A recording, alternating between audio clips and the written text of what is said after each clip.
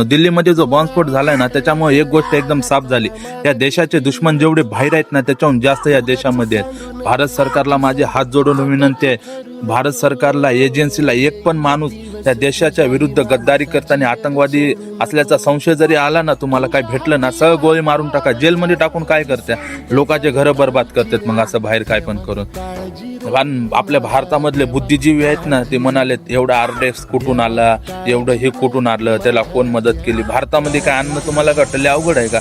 1000 रुपये दिले तर काय पण आणू देतात इथले अधिकारी. भारत सरकारनं अशा अधिकाऱ्याकडे पण ध्यान दिलं पाहिजे.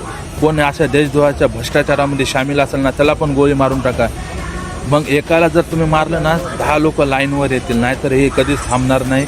आणि भारतामधल्या अजून लोकांना एक विचार करायची गोष्ट आलेली आहे की आतंकवाद्याचा कोणता धर्म नसतो, हे मला मान्य आहे, पण सगळे आतंकवादी एका धर्माचे, एका जातीचेच का बरं असतात, हे पण आता भारतामधल्या लोकांनी जरा विचार केलं पाहिजे. आपण जेवढं हे की नाही आपण जेवढं ताकदीनं म्हणलो ना, RSS मुर्दाबाद, RSS आतंकवादी संघटना आहे, तेवढ्याच जोशानं, तेवढ्याच हे की नाही गरमीनं हे असल्या मादरचोद आतंकवाद्यांचा पण विरोध करायचं गरजेचं आहे. नाहीतर आपलं कसं झालंय, एकाला घ्यायचं उरावर आणि दुसऱ्याला द्यायच्या शिव्या, हे असं बिलकुल आंबेडकरवाद्यांना शोभत नाही. सगळ्यांनी याचा एक वेळ जरूर विचार करा. क्रांतिकारी जय भीम, जय शिवराय, जय लहूजी, जय आदिवासी. सच्चाई ये है कि दुश्मन देश के बाहर ही नहीं, देश के अंदर भी हो सकता है. मंदिर, मस्जिद और गुरुद्वारे में भी हो सकता है, यहाँ तक कि सदन के अंदर भी हो सकता है, जिसे नकारा नहीं जा सकता.